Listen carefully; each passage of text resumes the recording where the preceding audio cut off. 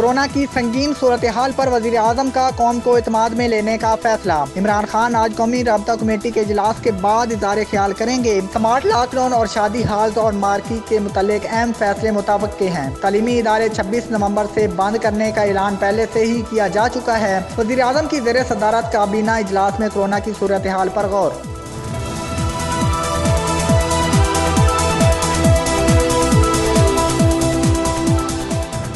सिंध में कोरोना की दूसरी लहर तशवीशनाक, कारोबारी सरगर्मियां महदूद। शाम 6 बजे के बाद तिजारती सरगर्मियां बंद करने का हुक्म। जुम्मा और एतवार को कारोबार मुकम्मल बंद रहेगा।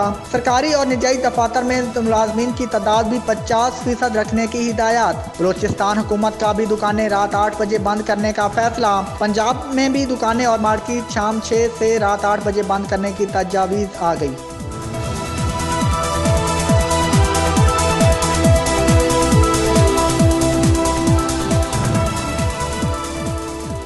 इस्लामाबाद में नवाज शरीफ की सजा के खिलाफ अपील पर समाअत अदालत का नवाज शरीफ को इख्तियारी करार देने से पहले बयानात रिकॉर्ड कराने का फैसला। इश्तिहारात की तमीर कराने वाले अफसरान के बयानात 2 दिसंबर को रिकॉर्ड हो जाएंगे। दफ्तर खारजा ने बजरिया इश्तिहार तलबी की तामीर रिपोर्ट अदालत में जमा करवा दी। लिखा कि नवाज शरीफ जानबूझकर अदालत में पेश नहीं हो रहा।